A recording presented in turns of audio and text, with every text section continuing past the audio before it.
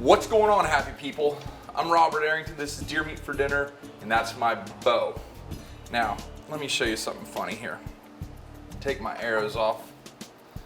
This is a fixed pin sight that you adjust for your distance. A lot of people love it. I was out in Nebraska this year and lost a pretty stud mule deer. It was late. I had already set the range for 41 yards. He jumped the fence. When he was coming to me, I couldn't figure out, I couldn't see this under low light. I was trying to adjust, shot over his back. It was upsetting. So I had been looking for the answer to that. I've been a 5-pin shooter my whole life, but whenever I was at SHOT Show, I actually saw this. I saw it at ATA, which is the Archery Trade Association show, and at SHOT.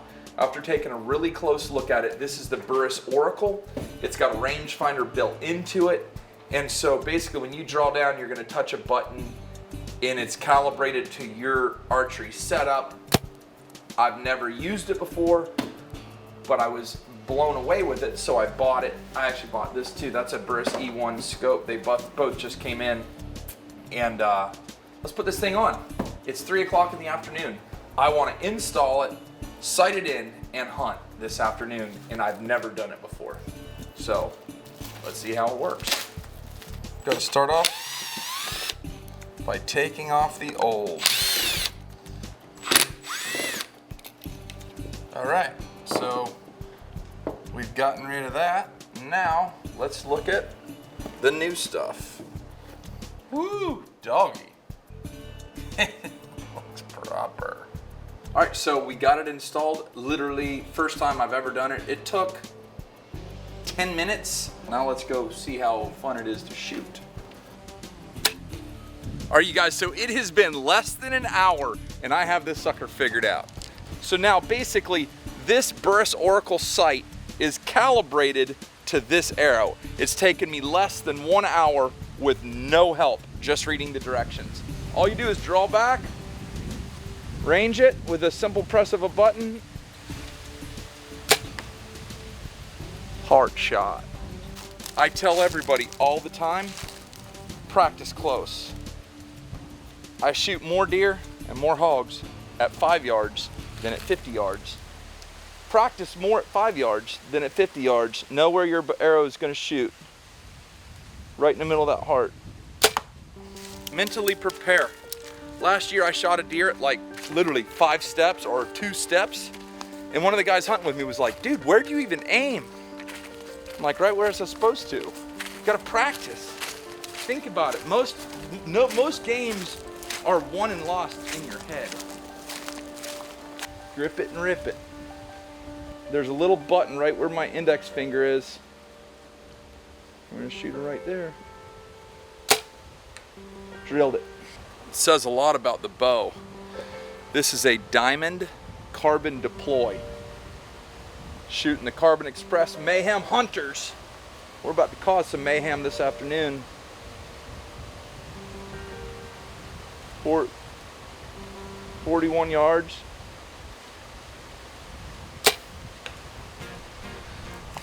Heartbreaker in a name taker. All right, you guys, as ordered, we're locked, cocked, ready to rock. Bow and arrow in hand and a warm Coke to keep the juices flowing.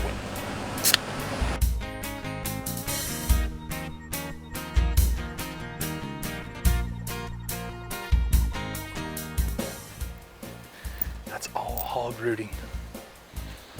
They come in, you can see where they get their nose into it, just dig it up. Both sides of the road.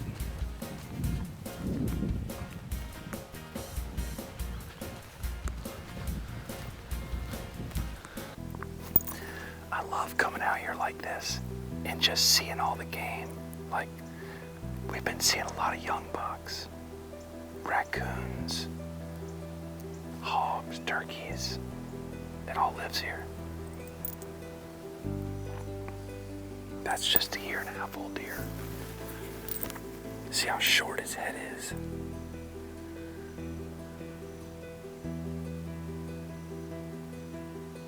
You see that?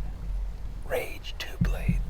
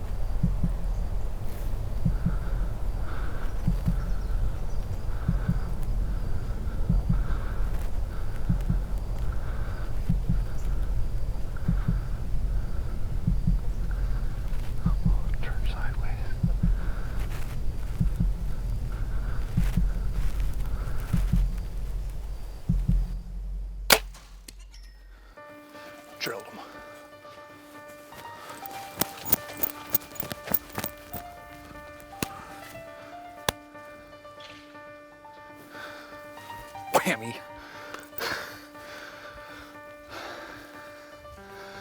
Okay, I'm about to tell y'all right now. See the orange dot? Look on here. You can see the orange dot. I didn't think it was 42 yards. I thought it was like 25 yards. When we were coming out here, I was telling him one of the ways captains get in trouble, like I used to be a captain on a big sport fishing boat. The way captains get in trouble is by doubting their electronics. This is my new Burris Oracle. I ranged him, it said 42 yards. I'm like, I actually turned around and said to Austin, I'm like, is that 42 yards? I'm like, and I was repeating to myself, trust the optics. Wham! I mean, drilled him. We're gonna go back, get our buddy David Bell. And if you guys wanna keep in touch with my two camera guys, check out Austin Crocker and It's David Bell. These guys do a ton helping me out. It's really special having cool guys on the team.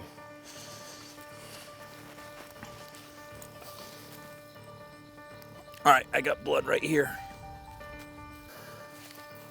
Blood here. Oh, good blood there, blood.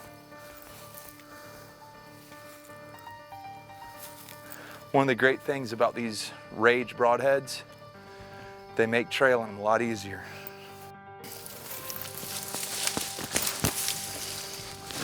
Blood. There he is. He's right there, boys. I mean, son, you couldn't have walked up and put the arrow any better. That's what I'm talking about. Right there. See that? Y'all wonder, good results require good tools. I am absolutely overwhelmed at that sight right there. All right, you guys, so we are back at the cabin, getting ready to clean this hog. If you want to watch me clean this hog, click on the video in the description below. It'll be the first link, and then you can watch it all. YouTube just doesn't want me to put this in all my normal videos, so we do it in 2 videos. So, if not, I'll see you in the kitchen. Whoa, guess where we are? In the kitchen. There's Sarah right there. Dear mom just got her first horse riding lessons today on Rooster. Yeah, Did and you my have legs fun? are like tingling. It's a lot of fun. Good deal. So, who thinks we should load the horses up in a trailer and go out to the ranch and do a spot and stalk wild hog hunt off of horseback? What? That does sound like a lot of fun. And I cut the hog in half, but I don't want to cook half a hog right now. So I went out and I cut out one of the back straps. I've got some cured bacon. I've got some onion, and I'm actually making this recipe up in my head as I go. So there's some bacon in there. So while this bacon starts to cook, I'm gonna cut up this back strap. I always cut that membrane. See what I've got here? That's what I'm filleting off. I've never really showed that super well, but that is super, super tough. Turn this down a little bit. A fillet knife works super well to cut it off. And now we're just gonna cut it into nice pieces like that.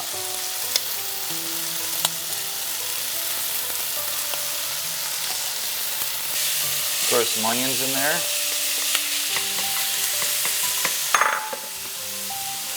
Get some Everglades Original.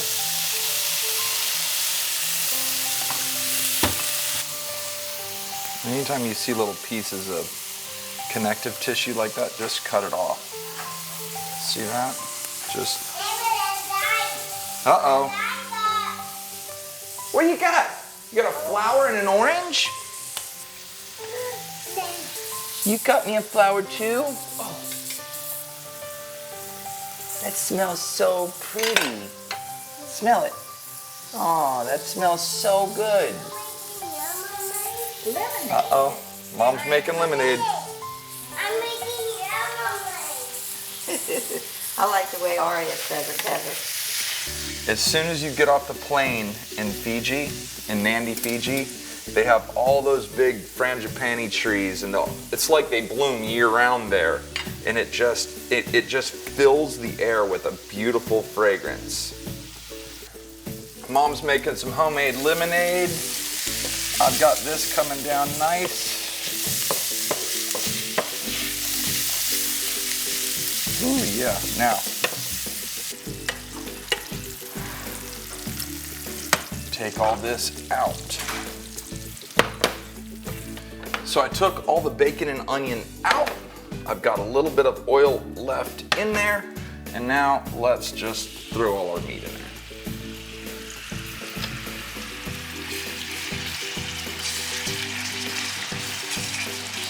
It's crazy to think that this is totally normal to me. I realize a lot of people eating wild game, harvesting and cleaning and eating wild game, I realize that's not normal. But no matter where in the world you are, and no matter what you do things that's not normal to other people. Guaranteed. This just so happens to be my normal life. This happens to be stuff that I enjoy to eat.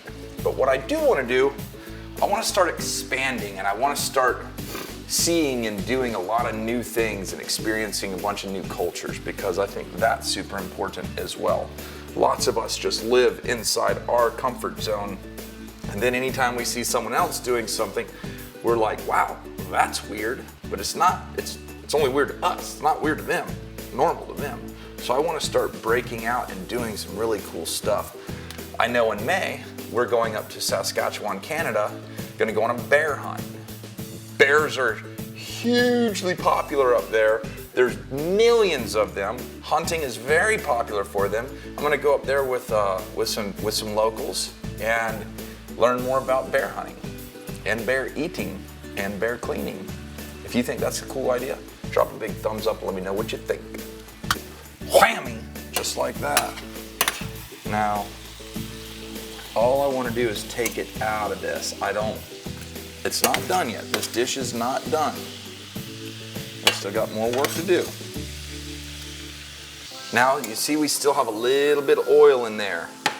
In that oil is all that love and goodness. We're gonna take some all-purpose flour. About like that. I don't even know. I have got no idea how much that would be if you put it into a measuring cup. It's just that much. And then you use it and roll it around in there, about like that.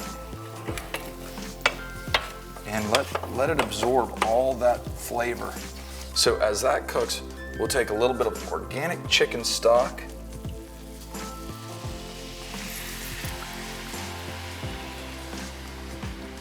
Now you could use beef stock, heck, you could even use milk if you wanted to. And just let this, and as this heats up, this is gonna thicken. But remember this stuff right here? And add that back into the mix. Now, stop licking your lips, stop drooling on your computer, because I know that's what you're doing. Now, remember this stuff? Put that back in there. Oh yeah, and we're just gonna let that simmer. We got some corn on the cob. This is my mom's stuffing that she made, cornbread stuffing. She made that for Easter. Homemade mac and cheese. Hey, I'm not even gonna act like I'm afraid to eat leftovers. I love leftovers. Take some of this meat, put it right out on top. Oh my goodness gracious. Put it right on top of there. Just like that. And take some of this love and goodness right here. Nice gravy. And just. This was a boar hog. Pretty good one. But there's no boar hog flavor. Just a wonderful, sweet, savory, delicious flavor. Holy mackerel. Got homemade cornbread dressing.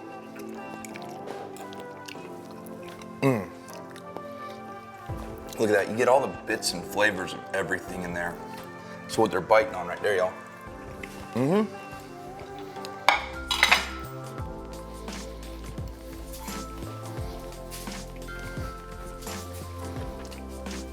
Wash it down with some of Mom's lemonade. Hey, don't get no better than that. What you think? How'd you like the video? I sure do appreciate you watching, man. I appreciate you being a part of it.